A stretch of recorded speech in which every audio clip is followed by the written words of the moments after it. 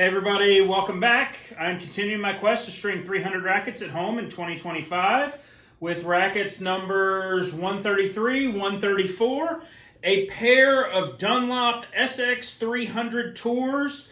This is the newest version of this racket. Really nice, like highlighter yellow, and I'm going to call it like a teal paint job.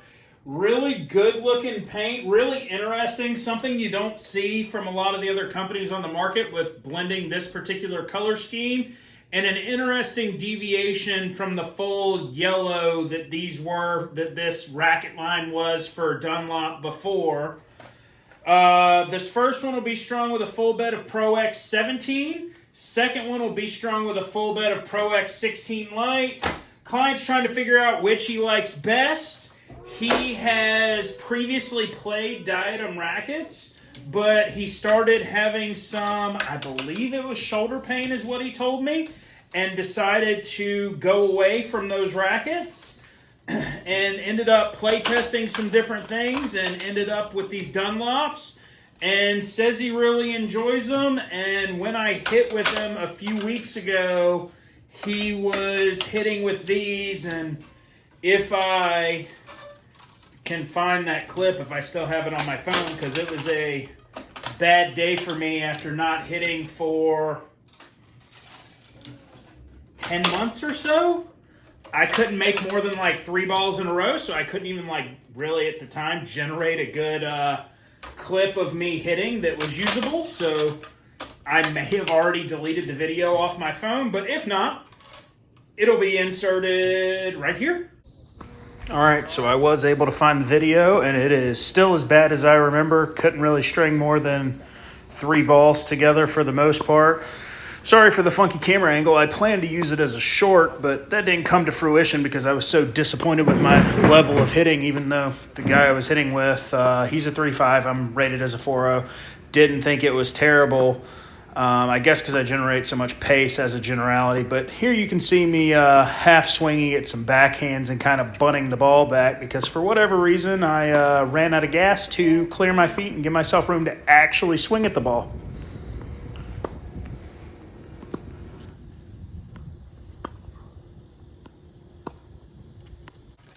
Well, back to the stringing here. If I didn't have video, or even if I did, this is a new racket for Dunlop this year, this paint job at least. It's a 1619, I believe. Don't quote me on it, unless you just really want to, but I think the standard pattern for these is 1619. I think they also do make these in an 18 main version. And if they didn't make it in an 18 main version for real, I think one of the Mo brothers played an 18 main version, because I swear I strung an 18 main version, one of this line of racket on tour, and they're about the only people I could think of that play this this line. You got Draper playing the 500 line that's solid blue. You used to have Kevin Anderson playing Dunlops back in the day, the more flat beam style. I think maybe he advertised for the 200 line. There's a women's, maybe Ann Lee plays the Dunlop 500 series with some Solinco string, but not a ton of these on tour. I think I strung the 18 main version for one of the Mo brothers in Delray a few years ago. But let's see, 1, 2, 3, 4, 5, 6, 7, 8. Yep, so 16 main. Either going to be a 19 or a 20 cross, but I would suspect they're a 19. Yeah, it's a 19. 16 by 19 according to the inside of the racket. Your skips on this racket are going to be 7 and 9 head and 7 and 9 throat. Your tie-offs are going to be number 8 on the throat for your mains. It's going to be your 7th main that you actually string is going to be your tie-off for your mains.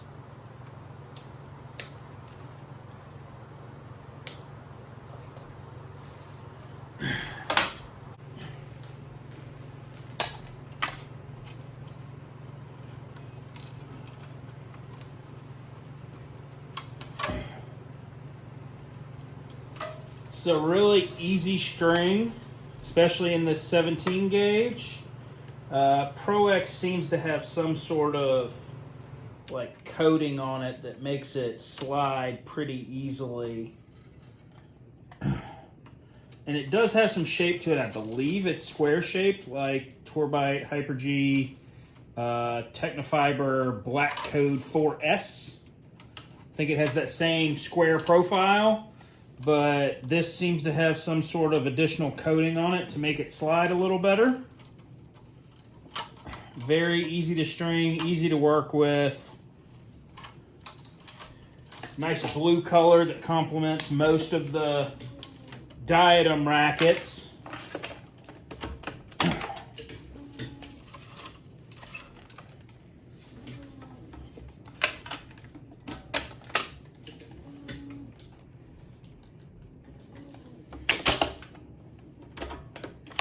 So your main tie-off, you have a ton of options, or your cross tie-off at the start, you have a ton of options. You can go down to your second cross and go in there. That hole looks like it's already nice and big. Yep, right on in there. You can go to your 7th main right there. You could also go inside one and go to your 6th main. It's going to be a little tight on that knot, so I will actually go one outside and go to that 7th main where there's going to be a ton of room.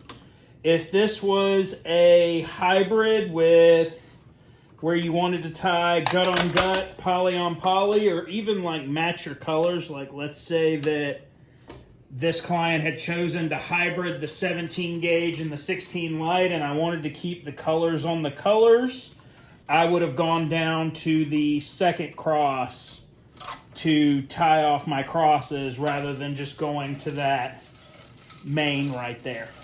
But tons of options at the top of this racket for your cross tie off. And looking ahead a little bit, looks like you're going to have quite a few options at the bottom for your cross tie off. Looks like your hybrid tie off of going out to a cross would be very easy. You just end up on your second cross. Looks like there's plenty of room there. And looks like your standard one-piece factory tie-off would be on your 6th main, which we'll see how I'm feeling when I get there. I may go up to the cross, may just go down to the main. We'll find out. Game time decision. Whatever I do on this one, I'll have to do on the other racket anyway.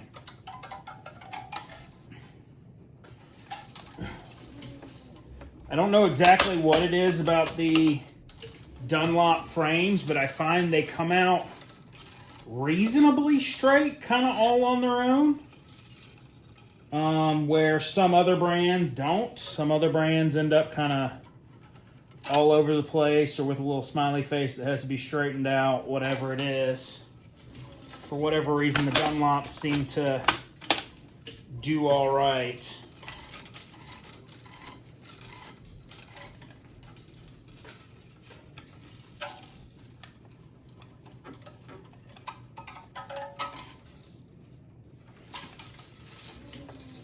Nice quick racket with this thin polyester and the nice open pattern.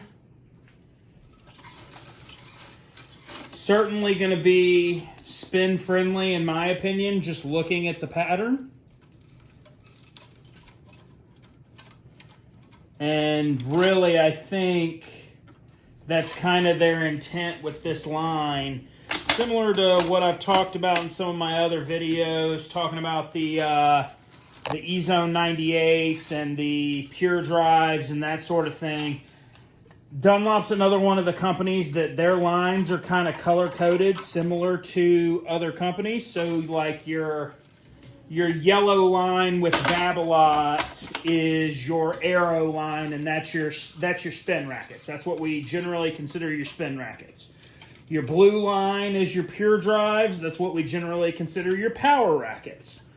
Your used to be red line, still, I guess the strike is kind of an orangey red, depending on which model you're getting, is kind of control line.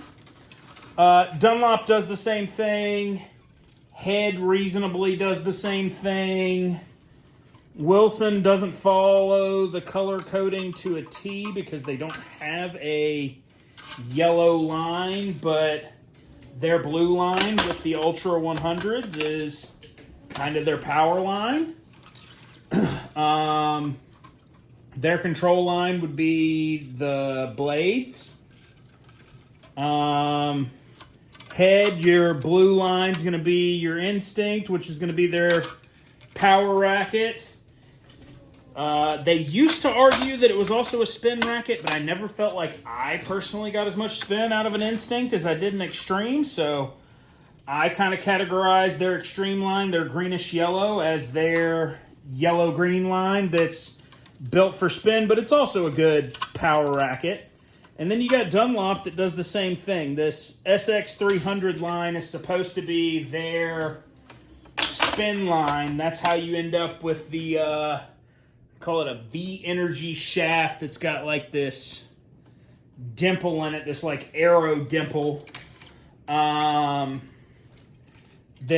These are supposed to be the spin rackets. The red rackets are your control rackets. I believe that's the 200 line. That's the more flat beam type stuff.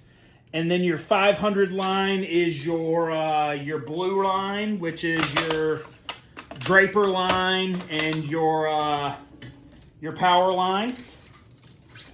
Not that these aren't powerful, but these are certainly a little more spin oriented in my opinion, with this nice even spacing on this pattern compared to the 500 where it's just a marginally more dense through the middle. Still spin friendly, but more round beam, stiff, power focused. Kind of replaced what used to be their green line, I think. They used to have a nice kind of emerald green paint. But each company makes a similar racket, and then it's up to the individual technologies as to what you hear and what you feel, and then the individual end user as to what you really like. I think I've said this multiple times before. I'm a big head racket sports fan because that's what I started with, so that's the grip shape I'm most used to, and that's the feel I'm most used to. But at the same time, I'm currently playing with a Solinco Blackout Extended as my primary racket. And I've spent plenty of time playing with Wilson blades. And I'm currently looking into the new Wilson Ultra 99 that they just put out, because I really like that steam frame and feel like it probably will suit my game pretty well, in that it's got plenty of power when you need it, but plenty of control and spin when you don't. And it's probably a reasonably easy frame to play with for it to be such a nice platform for customization. Now that we're down here, my decision was made. I'm going down to 6 main for my cross tie-off. So you got a 16-19 pattern on this one, with 7 and 9 main skips. Your tie-offs on your mains are going to be 8 on both sides. Your cross start, for me, I went 7th main. You can go 6th main. It's not going to hurt anything. It's going to be real tight, though. I went 7th main. You could also go outside to your second cross over here.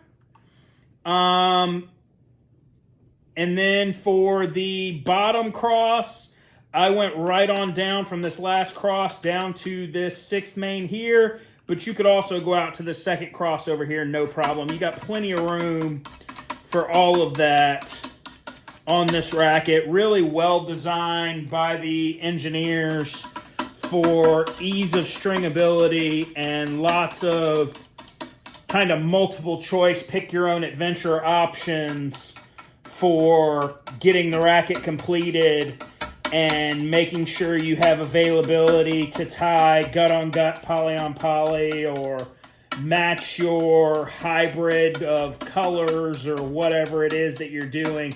You got lots of options with this racket as to where to tie your crosses off that are going to make it very easy. These rackets have only been strung once previously, and I didn't have to or need to open anything up. They've just got so many open tie-off holes already built in that are ready to run. Racket 133 on the year complete. Get a DT on it here at 52 pounds. 34 DT on this Dunlop SX 300 Tour with Diadem Pro X 17 gauge in blue. Got another SX Tour 300 with Diadem Pro X 16 light in gray. And Racket 134 on the year, coming right up.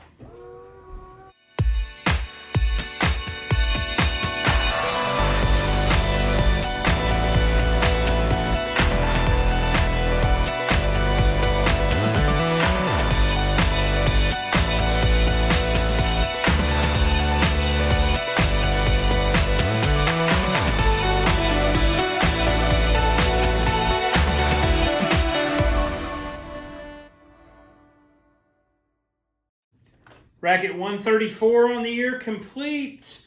Another SX 300 Tour, this time with 16 light instead of 17.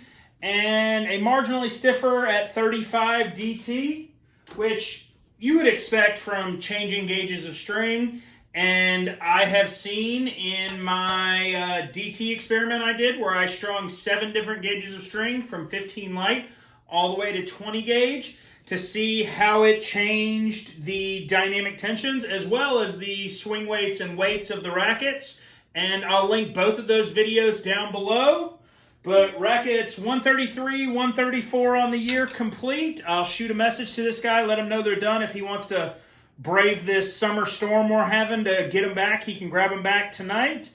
If you liked what you saw, please like the video, subscribe to the page if you want to see more of this type of content with me stringing rackets and babbling for minutes on end. If you'd like to help me in my quest to string 300 rackets at home in 2025, please feel free to reach out. My website and Facebook will be linked in the description. You can reach out via the contact form on my website or just shooting a message through the Facebook page, whichever works best for you. I answer just about everything, just like I answer just about every comment. I'd love to string some rackets for you and make you a video. Thanks for watching. See you guys next time.